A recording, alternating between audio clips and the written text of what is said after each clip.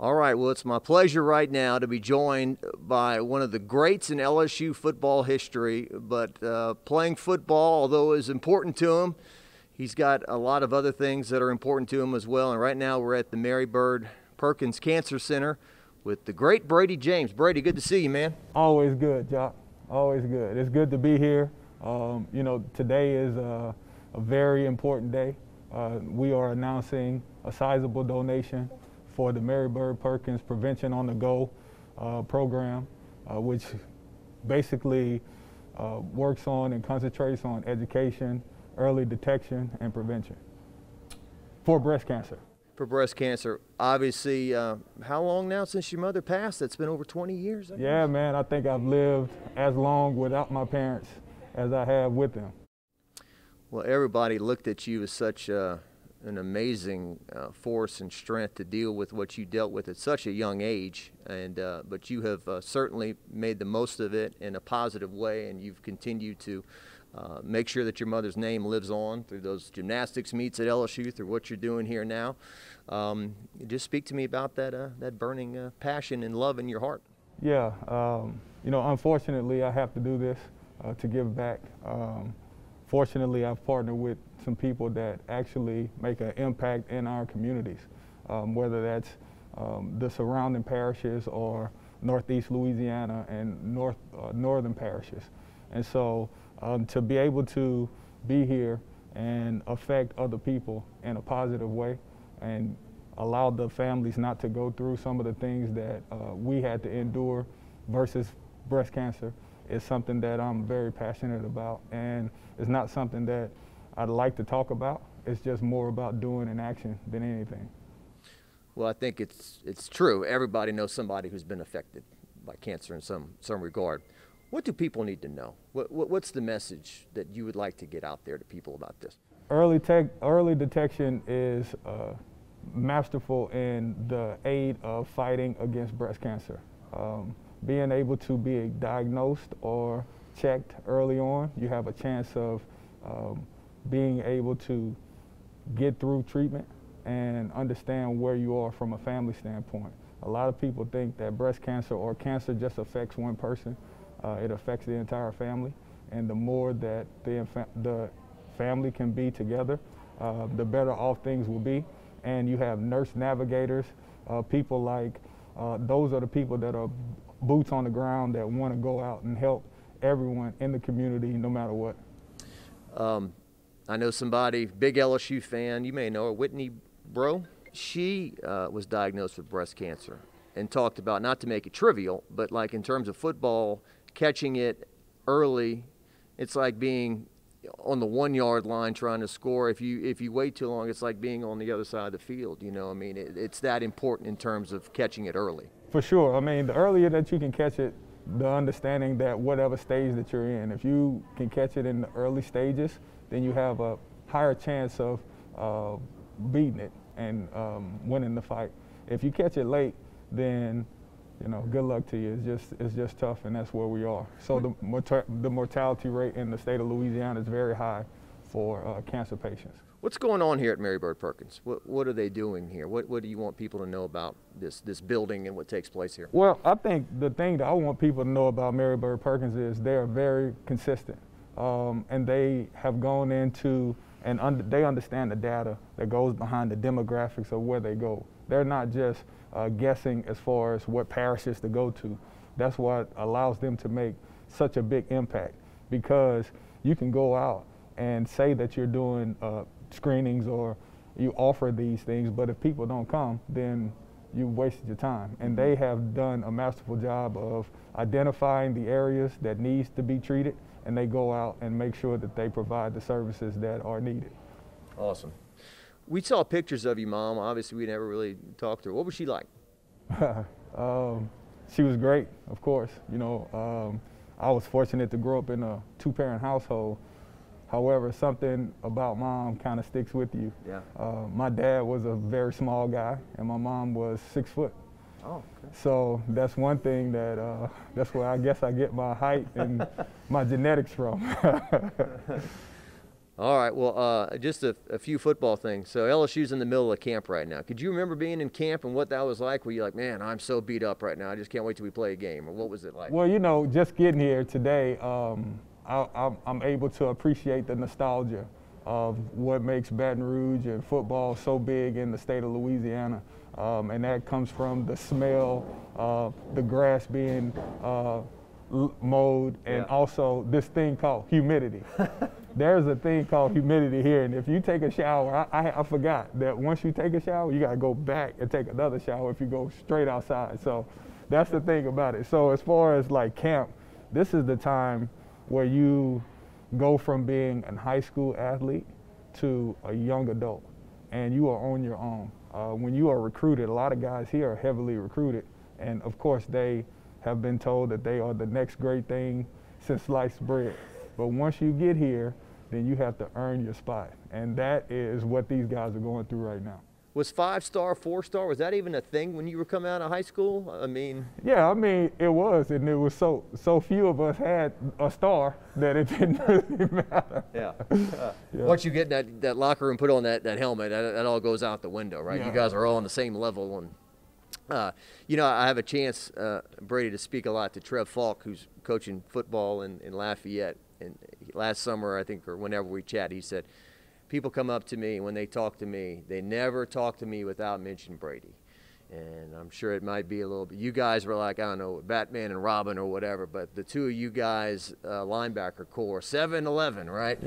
Yeah. Great memories in LSU history, you two guys tackling people for the Tigers. Yeah, it was an incredible time, and definitely, I would say Trev was my partner in confiscating other people that had the ball. Whoever had the ball, he and I would probably touch them at some point.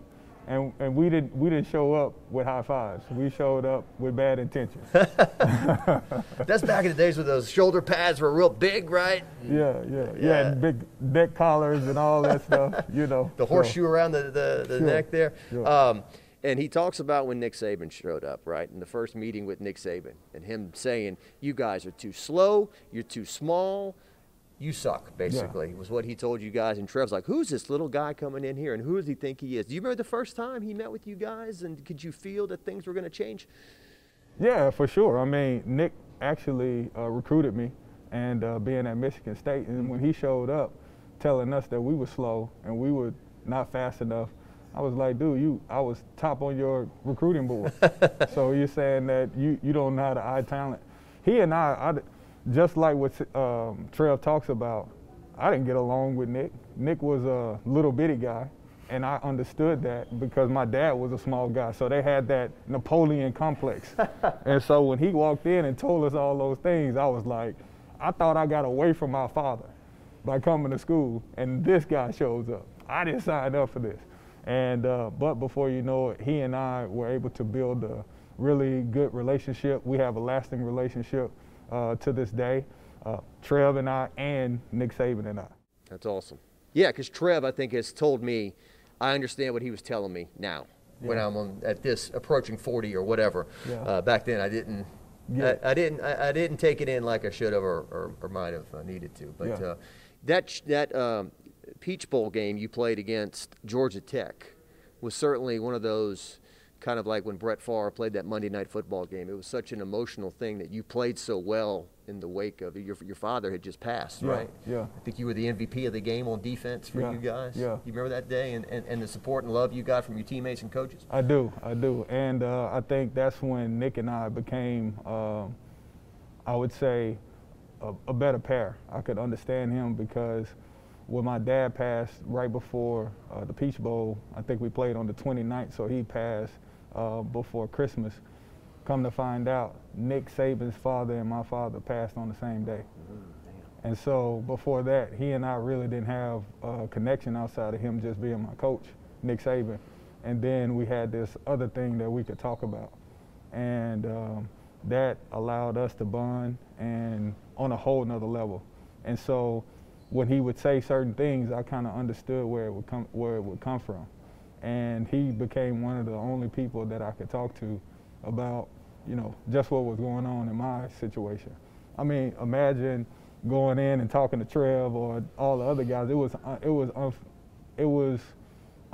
I would say they were at a disadvantage to help me because I wasn't talking about what we were doing at Tigerland. I was talking right. about, serious. Yeah, just serious things. And so Nick Saban and other people were so serious. And not only just him, the Bingo Bells were very instrumental in wrapping their arms around me. Being from the state of Louisiana, they talked about if I were to stay in the state when I was getting recruited, then you'd have the infrastructure to help. Who would have known that I would have lost, such a big piece of my life with losing my parents? However, the state and the people here really wrapped themselves around me, and it became my second family. Amazing stuff. I appreciate you sharing that. And I think Nick Saban's father passing has been a huge part of his life in terms of his motivation. He just never wanted to let his dad down, whether he was here on earth or not. So And after the Cotton Bowl in 2002, which was your last game as a collegiate player, I think it's one of the few times I've seen Nick Saban cry. And he was talking about the senior class, and this is the toughest class I've ever had to let go in coaching. And you were part of that. Yeah. It was good. I think my group and our recruiting class brought in what LSU is today. It's a nationally recognized team, and we were a part of that. Now, the group before us was, Kevin Falk and Anthony Booger McFarland. Those guys were great. However, it was just a different regime. And once we started being recruited, one of the things for me as a highly recruited athlete in the state, I started recruiting the other highly recruited guys. And that's how Trev and I met, on recruiting visits. So I got a chance to meet Trev Falk, Dominic Davis, who is Dominic Williams now, Demetric Hookfin, Norman Lejeune, all these guys.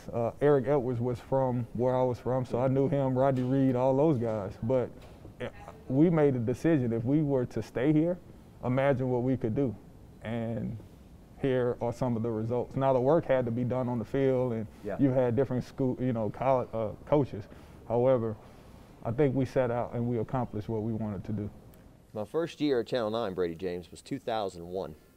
And I was thinking about that the other day. I was like, man, what a blessing. Like, looking back, Bradie James, Trev Falk, Ryan Clark, Rohan Davey, Josh Reed, just on down the line of all these players I got a chance to cover in that SEC championship, and shocking Tennessee, who was supposed to go to the national championship. Oh, for sure. Damian James, who is one of the best unsung safeties that have ever come and played in this and at LSU.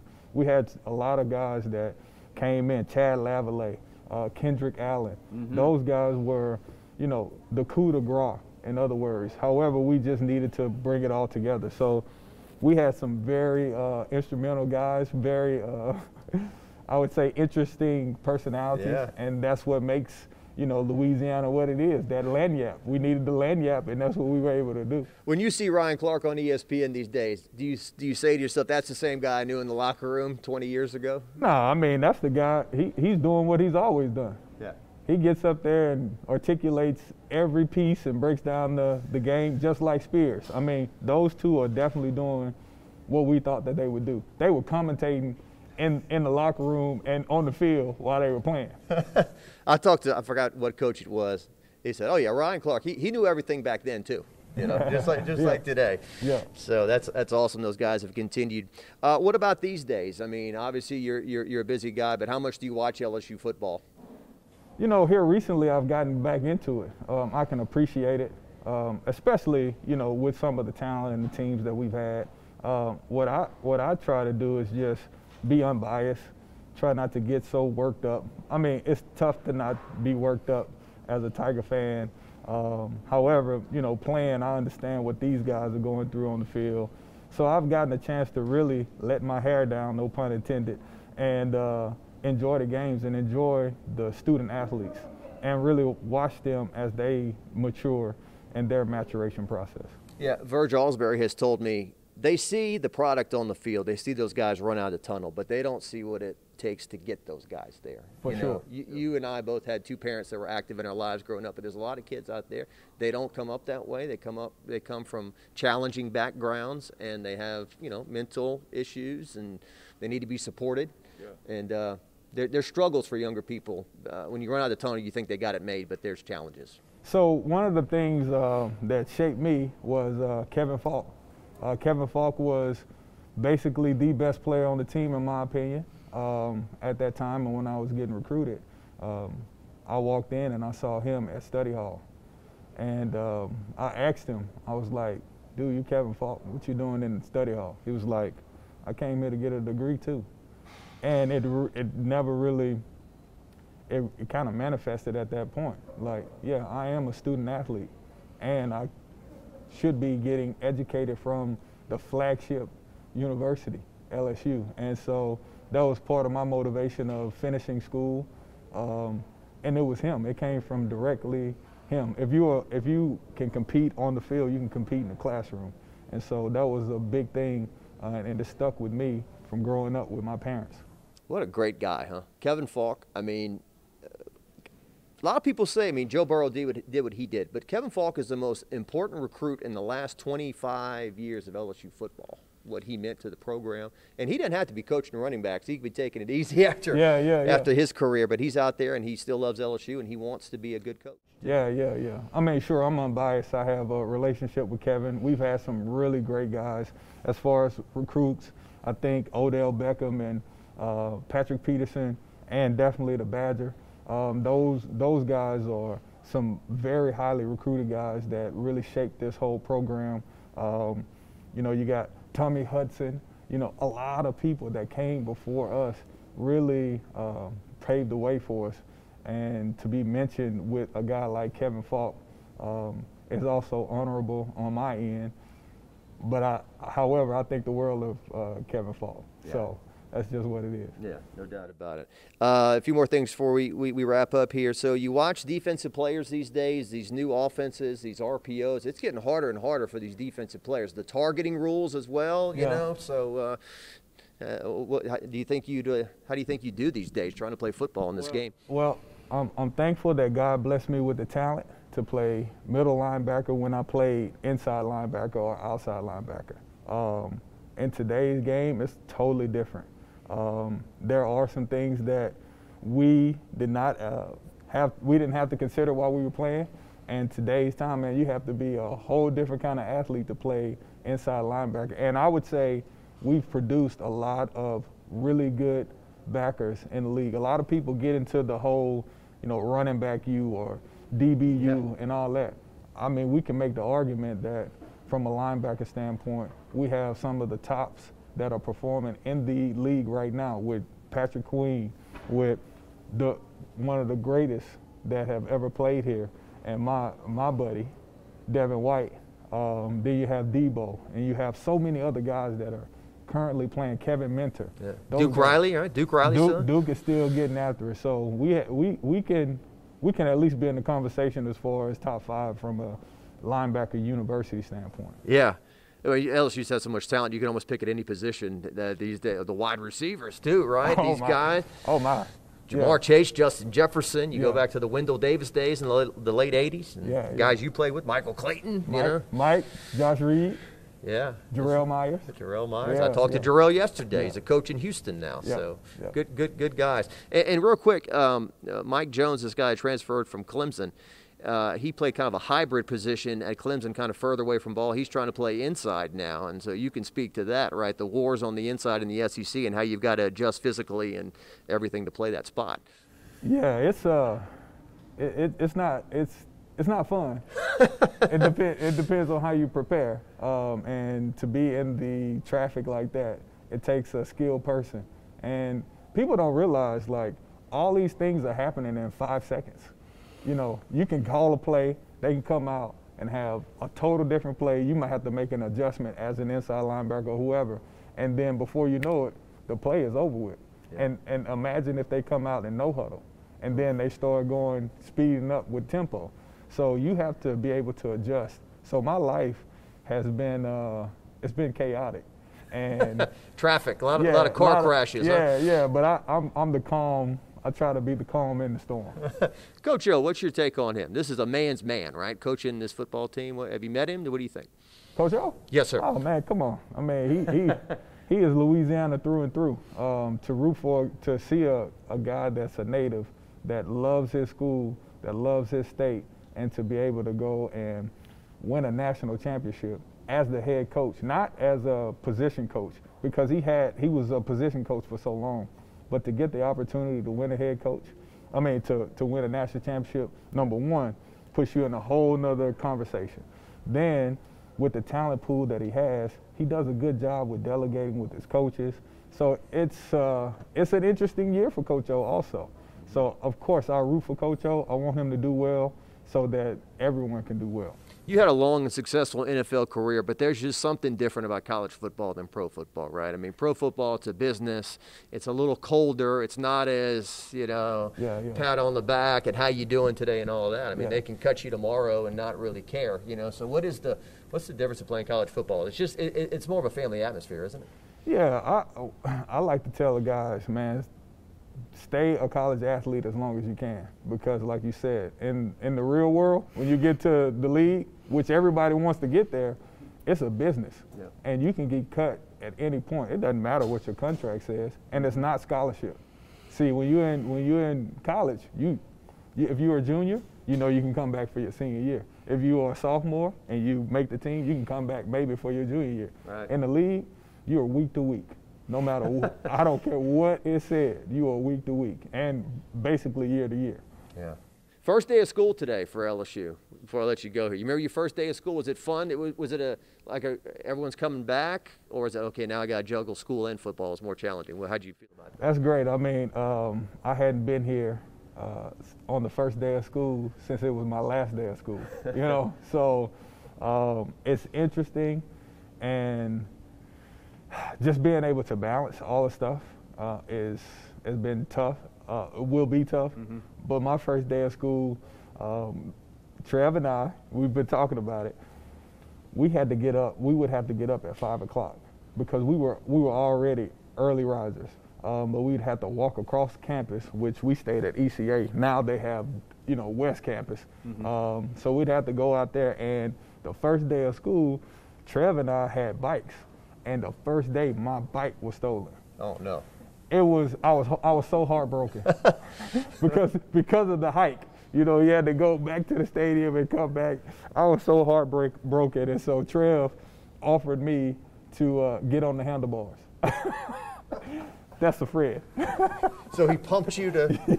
Nah, we could do that. We're too big. Yeah, too big. Yeah, okay. To pull that off. Okay. Yeah. And that's what I think about too, about name, image, and likeness. Like, Trev told me that he was good friends with Lionel Thomas from Lafayette, and he said Lionel had a car, and so he could drive me back to Lafayette. And I'm thinking, these are guys making 100 tackles a year for LSU, team captains, playing in front of 92,000 fans, and he didn't have a car. Couldn't drive back to Lafayette. Yeah. So, any quick thought on that? Name, image, and likeness? Do you like it? Do you not like it? What's the deal? Well, I think it's in its infancy. People are learning about it.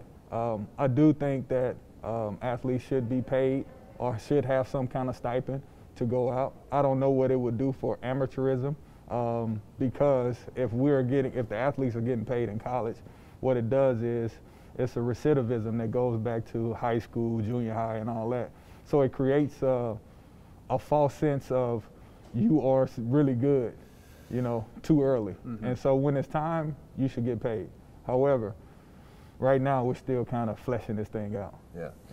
They got some people looking at me over here. When's this goofy guy going to stop asking all these questions? So I appreciate it. All right, no Thank problem. you, Bradie James, number 11, a great in LSU football history.